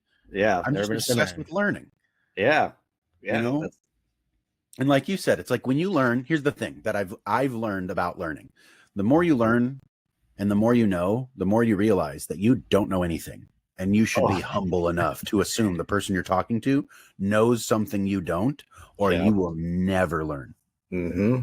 Exactly. I've been so humbled, especially when I started studying church history and just realizing, man, I'm just a blip in the history of the church. And there's just so many of these people who are just so different than me. And I've learned so much from them. Even though we're different, we come from different time and different cultures. But it's just been such a humbling experience to realize, man, there's these guys, like they've explained so much of the text that I've never been able to understand. And you know, I was reading some of Augustine on the fall, when Augustine was talking about the fall and in this book, City of God. I have to go back and read it, but man, I learned so much just from that. But you know, not just that, just talking to other people and just seeing where they're coming from. It's forced me to rethink a lot of things that I just assumed, that I just went, just these people are all just a bunch of wackos out there in the clouds and stuff like that. You know, and it's been a great experience. And I think it'd be good for a lot of folks, especially in my camp, as it were, to just experience, to just kind of go, just get to know some people who are different than you, like Lutherans, for example. I didn't really know much about Lutherans. And then I started actually interacting with Lutherans, and I gotta say, man, some of them kind of beat me up over, especially when it's kind of the subject of baptism, like made me go, dude, I gotta rethink a lot of this stuff, because man, I don't know what to do with this. You know, so I had to step back and just start really thinking about it. Even though at the end of the day, I don't embrace their views, but I'm like, you know, I've learned a lot from them. You know, I've learned a lot. Just, it's been great. It's a great experience. This Tell Me the Truth said a comment here that I think is really appropriate. He said, the higher fact for the Christian being that truth is ultimately a who and not a what. That truth is a person, and you can relate to a person. You cannot relate to facts. You cannot identify in facts, which is why facts are disconnected from your emotive experience and don't care about your feelings. But persons can. Christ, and here's the cool thing too, Christ didn't become mankind as a generic, you know, generality. Instead, he became a man. And in doing so, he gave you ability to relate with him and to him in a way that you can't to the abstract of all mankind. Like, here's the thing. You can hate a generality in a way that you can't hate a single person, which is why when you're looking at a person and you want to hate them, you reduce them to their generalities. You take away all of the individual specificity of that person so that you can hate them. But you can't love a generality the way that you can love a person. Christ became a man and says that if we love him, it's like we can love him. He loves us.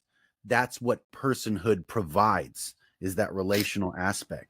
I think that that's something that's really being missed out on in a lot of communities right now. because of this push for this kind of weird identity crisis thing going on in the world, where, you know, if I look at you, I have to see you first through the color of your skin and what genitalia you have. Yeah. And beyond that, I have to look at your social class. I have to look at, you know, the beauty or disorganization of your face and features, your fashion expression, whatever kind of shallow thing that we want to associate identity with. But that's not identity.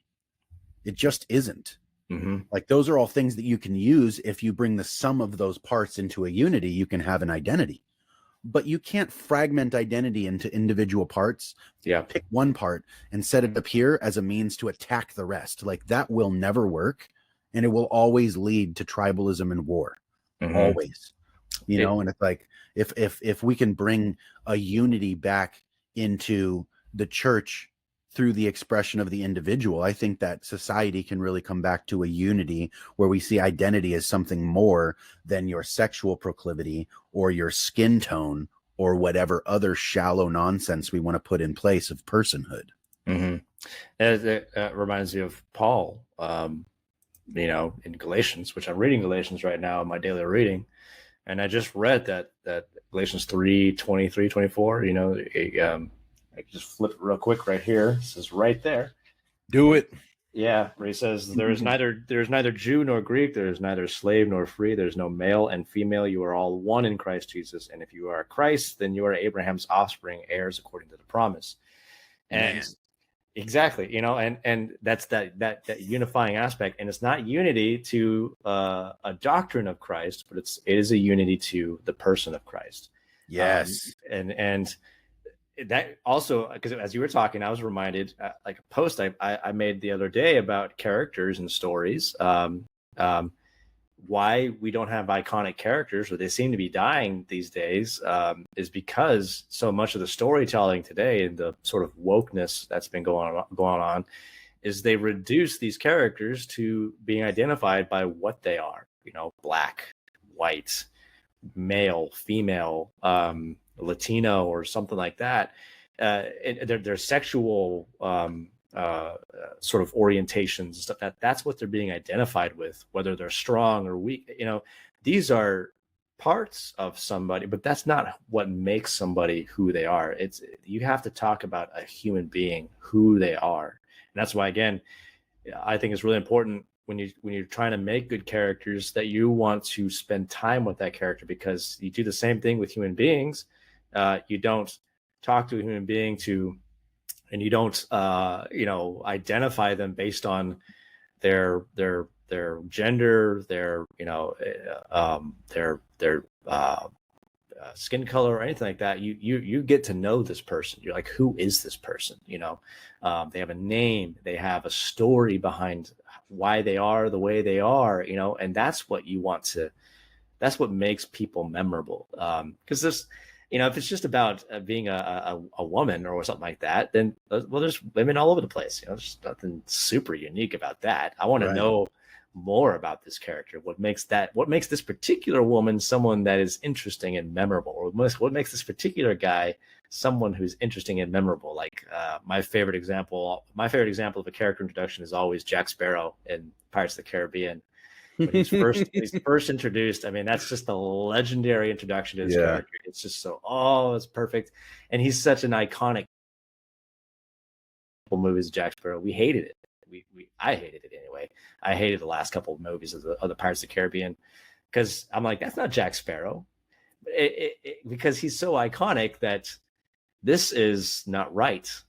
This isn't the person that I knew, that I got to know and stuff. And so that personhood is extremely important. It goes beyond the simple facts and the simple physical stuff that you see, and the reduction and Lord forbid that we reduce human beings to just this, that, the other thing. And just like in the body, we reduce each other to just your denomination, and your doctrinal stances and stuff like that. You know, these are real people. Problem.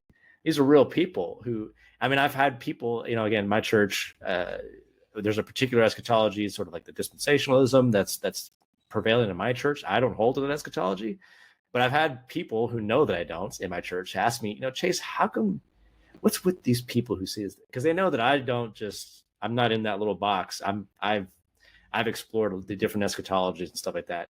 And I've always been, because they come to me like so confused and I just don't understand how these people, I'm like, well, have you ever actually tried to talk to one of them, and just try to understand how they see things. And I try to explain to them as best I can, because I don't hold to all of them, but I try my best to explain this is why they see it this way. This is the reason why, and not just say that this is, again, not just talk about the doctrine itself, but like why they're motivated to see things the way they do, and to hopefully help people understand like there's more to it than just the doctrine itself. There's more going on there. It's much more complex, and so it's more than just. I agree. I think the fact that we try to reduce everything and take its complexity away so that we can bring it down into like this subcategory, we simplify the world. It's like, we are going to do that. Like, we have to do that.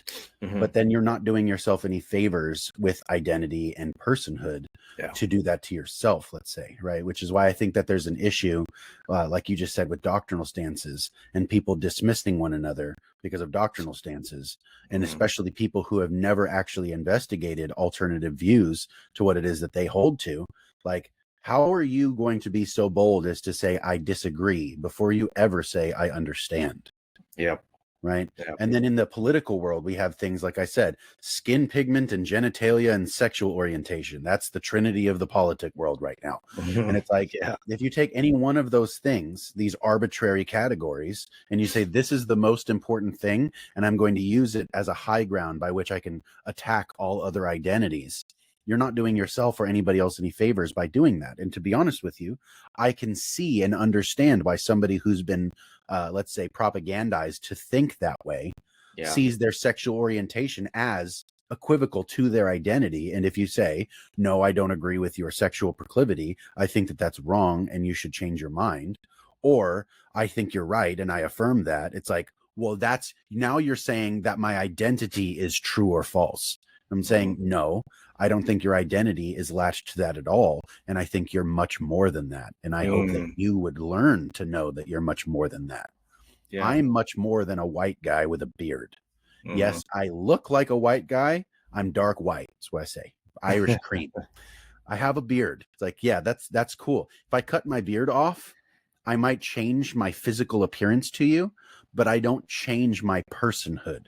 Yeah. And if we can't make those kinds of distinctions, we're going to fall into something much more like chaos than anything else I could describe it as. Where there's no way of knowing the person. You have to simply prejudicially expect something of them because of some arbitrary category you drop them in. And it's like that kind of arbitrary category assignment is exactly what made the Holocaust possible. Yeah, I can punish you and blame you and drop on you all of the qualities of villainy and deserving of extermination that I want, because I can reduce you to this category. Again, you can't hate a person the way that you hate a generality. And so if you take away all of the individual persona of the person, you can genuinely hate them in a way that you really couldn't if you left them as that unity of the sub parts of their person, like these arbitrary categories. Yeah, your sexuality does play a role in informing who you are as that unity, but your sexual orientation isn't the unity. It's like a small percentage of what makes up that unity, and its loss is not the loss of you, right? Yeah, your skin tone is not the loss of you, right? Like, and this is something that bothers me a lot, because I live in a community, and I even work in a place where I'm honestly a rather minority type character. I don't work in a neighborhood that's like, affluent and full of, people who all look the same. That's not where I work. It's not where I live. I live in the Bay Area, where it's exceptionally diverse. There's lots of different faith walks. There's lots of different kinds of people. There's lots of different, well, maybe not as much diversity in the political world, but there's plenty of diversity of other sorts where I come from. And I've never been able to identify personally with confining somebody to one or another of those categories and saying, aha, now I have you pegged down and I don't have to listen to anything more that you say. because you're confined to this category, and this category is this way. Mm-hmm. I think that that's so, like, that's the opposite of useful, right? And the fact that that rears its head in every facet of human interaction, you know, political, theological, social, moral, all of these different things that all these interactions we have are characterized by this swing between extremes, right? And it's like, I feel like that's Satan's favorite game, is this pendulum swing, Mm-hmm. you know? And if he can get us, if he can get humanity not only separated from the source, right, Mm-hmm. but separated from one another, we become so much more vulnerable. Mm-hmm. Yeah, definitely. You know, and there's that unity is of not just, again, not what we are, as Tell Me the Truth was talking about, but who we are ultimately. And because when we talk about, again, if we just talk, it's very easy to atomize if we just stick to the plain face ideas that we, you know, that much of our world subscribes to, is a very materialistic view. And so it's very easy, and kind of like we were talking about at the very beginning, is our worldview it will affect us more than we sometimes tend to think it will. So if you have a materialistic worldview where you basically, everything is just kind of made up of parts, it's very easy to then, you know, begin to see that in other people and not see them in as a whole of humanity made in the image of God, but just like he's this, that, you know, whatever, or she is this, she is that, kind of thing like that. And just sort of see them as the things that sort of help us like about what they are, you know, and she's a Democrat or he's a Republican, and then just sort of split them up based on that, rather than and those aren't, you know, I'm not saying those aren't important, but there is something that we are collectively. And I think honestly the church can, when it comes to the wokeness stuff, that is a perfect answer to provide for that. Is that what I just read in Galatians right there, is that you know, racism, yes, it's been part of our history. How do we fix that stuff? How do you fix that? We don't fix it by scratching at scars and stuff. We fix it by recognizing that my black neighbor with me is made in the image of God, and he needs to be reconciled to God just like I do. And so let's come alongside each other and help each other do that, you know, and look past and learn to heal, I guess, is a good word. I'm trying to be careful with my words. I don't want to talk about things like, well, just kind of get over it, kind of thing, like that, you know, right? All that stuff. Obviously, you don't want to just, especially if somebody was dealing with trauma, that's not something you want to tell them, you know. But the way I always like to describe it is when I talk about, you know, like when I've lost family members or something like that, you know, that's really tough on me, you know. It's not so much you move on from that, you just sort of learn to live with it, you know. It just kind of, it just becomes more and more easier to live with, I guess, as you grow up. That's what healing really is. Integrating. The scars, the wounds don't go away, but the scars remain. And I think that's a great way to look at it. And then again, the Christian answer to these issues, we have the answers. They're right there. To all of our societal problems, our cultural problems, it's all in the Christian worldview. And so if we just look at things in that very materialistic world, it's taken to, you know, little bits and pieces and classes and stuff like that. But at the same time, I do think it's also really important that we also, again, that there's a balance that we need to have with the one and the many.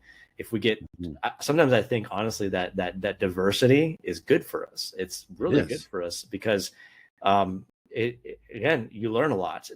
There could be something that I'm weak in when it comes to theology that my brother who's in a different kind of denomination or whatever group that's more stronger and help me see and go, oh, I need to, I need to fix that, and Yeah. it's, if we look at it that way, and that's unfortunately not the way a lot of Christians look at it. We don't look at it as iron sharpening iron. We look at it as, this guy is, I gotta get this guy, kind of thing like that, because we reduce him to a doctrine and just attack that, and that's an issue. When I have an issue with somebody, I try to just be, hey, I have a little bit of concern here, and it's like, here's my concern, my genuine concern. And if they explain it to me, everything, I'll go, okay, well, that I guess that explains that, or there needs to be a little bit more context. But anyways, that diversity is also a really good thing. It's really important for us, because a diversity. I've read this book. I haven't finished it, but I've read this book from R.J. Rushdoony, and whatever you might think about his eschatology, but it's a great book. It's a great book because it's the one in the many, and it like blew my mind. He talks about this. He goes through the history of philosophers and how they try to deal with this issue, and how the Christian worldview has the solution to this, again, because our God is one in many. But Right. but the point being made is that if you have too much diversity, chaos. But if you have too much unity, or like you've emphasized too much of that oneness, then the individual identities of people, who they are, again, disappears as well. It goes away.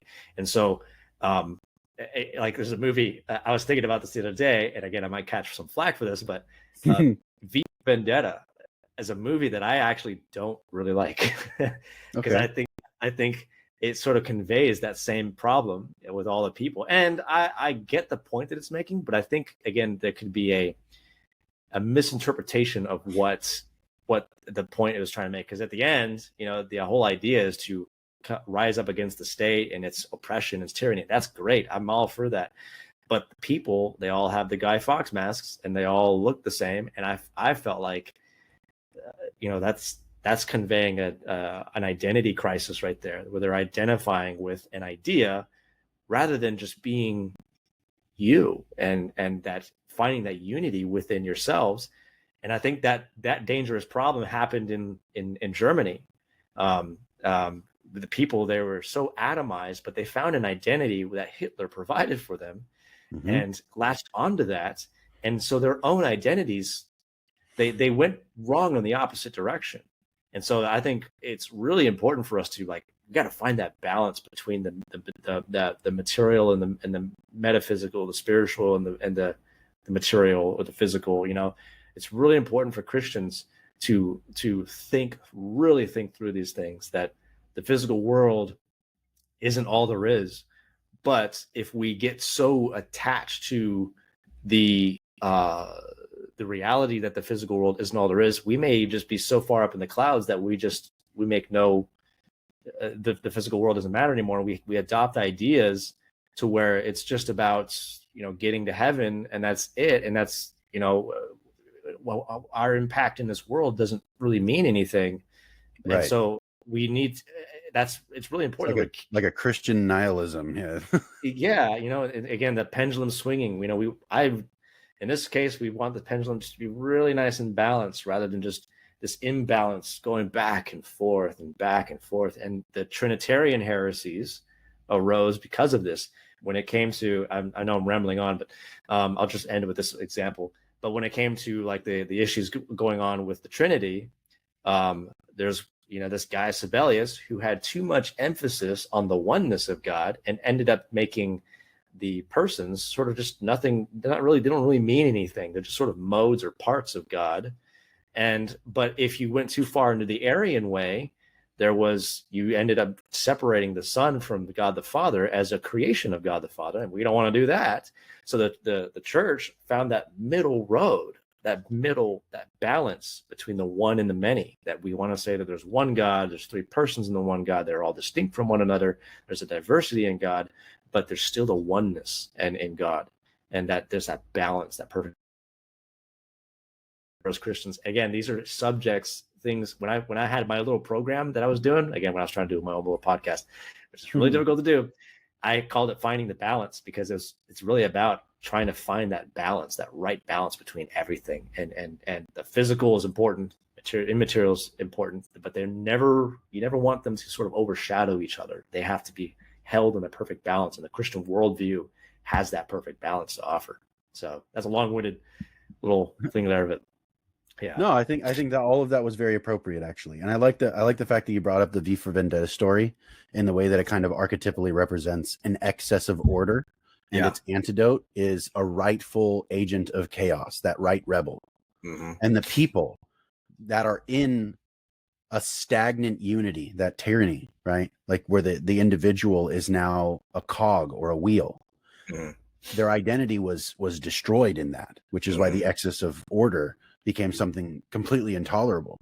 It was like the antidote to that was finding a common unity outside of the governmental tyranny in that rebellion, right? And the reason why, and I think the reason why it bothered you in your intuition is noticing that in the modern world, what we're doing is latching onto ideologies and creating totalitarian states.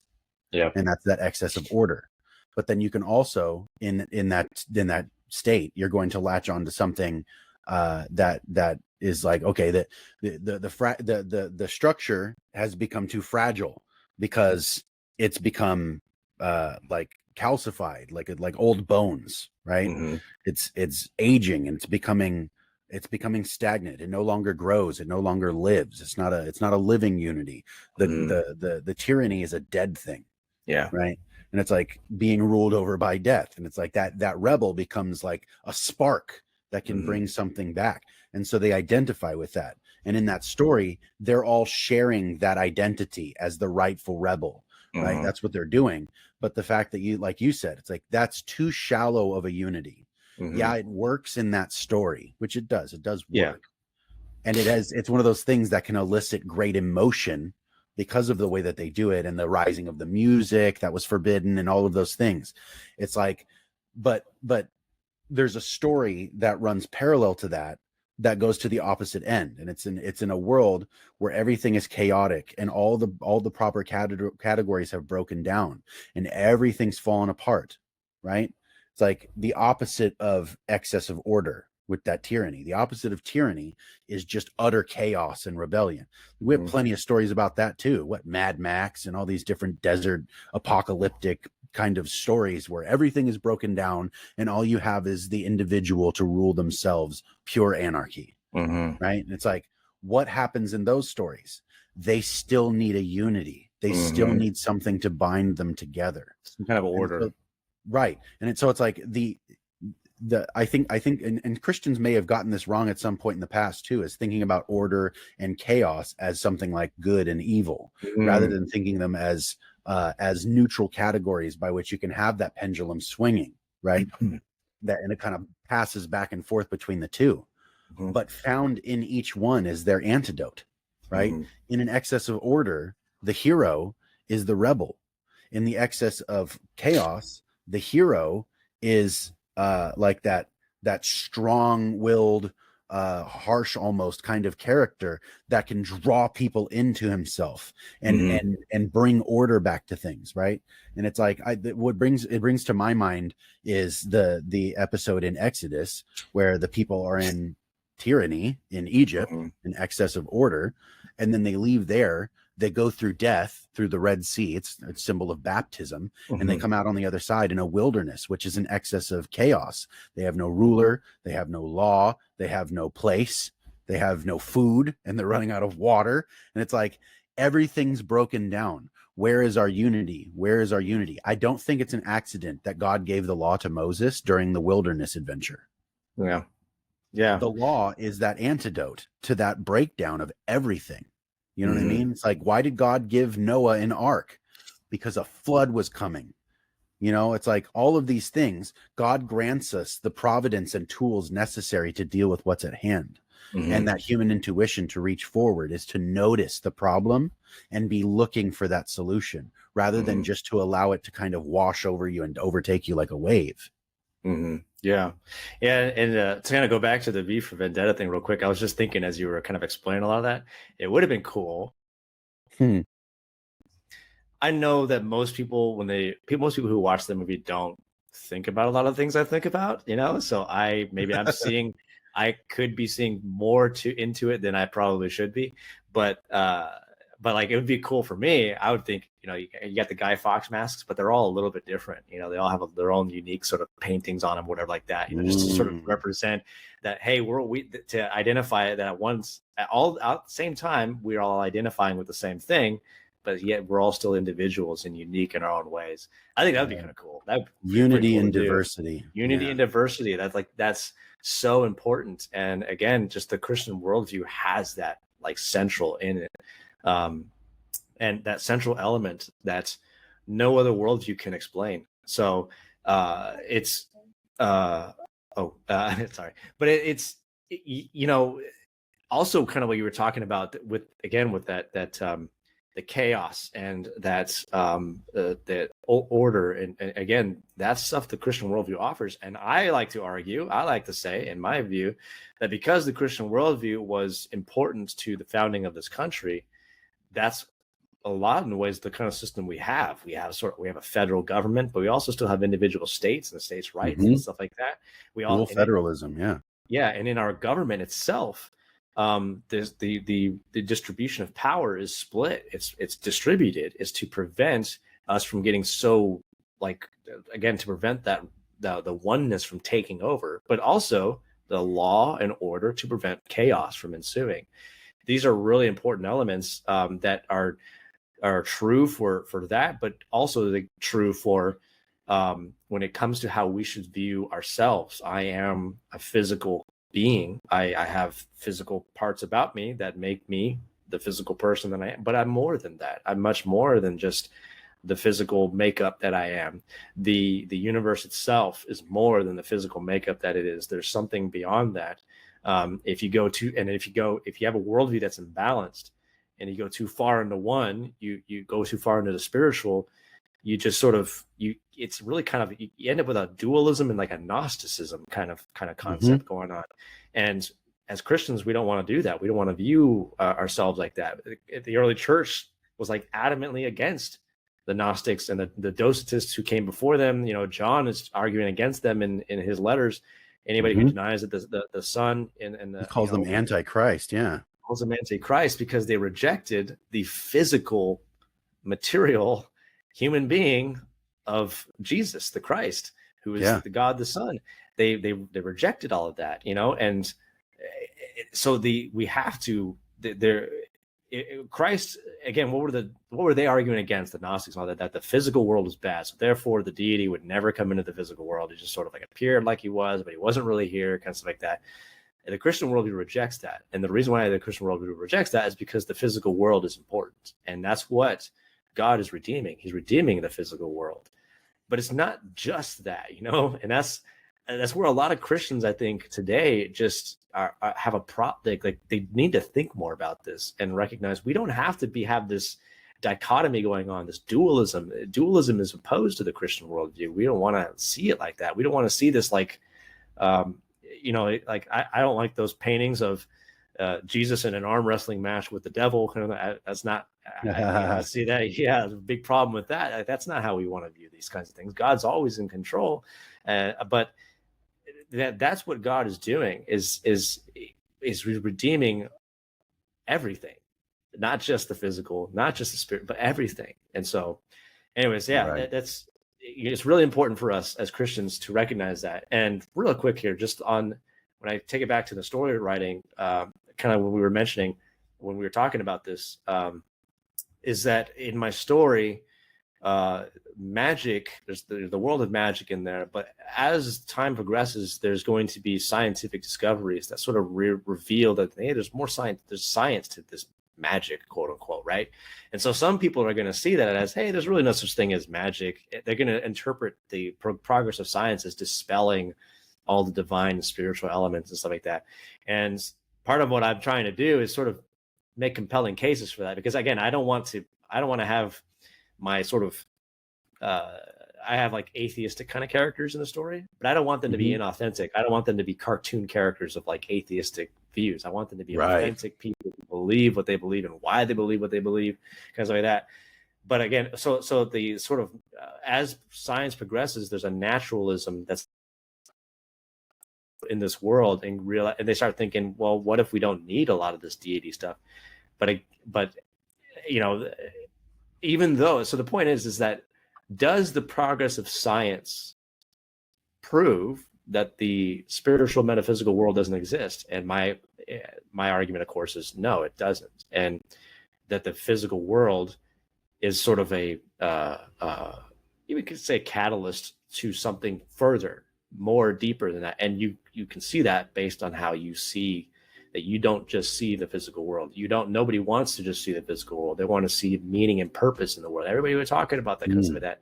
But that stuff isn't physical. That stuff isn't meaning and purpose is not the trees. It's not the rivers. It's something that it's hard to describe because it's there, but you can't really explain exactly how it's there, but it's there, you know? So that's kind of what I try to convey in the stories, you know, my storytelling. Yeah, and it makes sense to do so because there really is like there's a need for it. There's a need for people to realize that there's a cost to disenchanting reality. There's a cost when you drop all of those things that are behind the material world and you think that there's only the visible world and you pretend away the invisible world. There's a loss. There really is, and it's a real loss. Just like that fall away from the garden was a real loss. And often I don't think we realize the gravity of that because we don't know what it is we lost. Yeah. You know, I'm so pleased. Thank you for coming on here and talking with me, man. This is awesome. We just passed the 2-hour mark.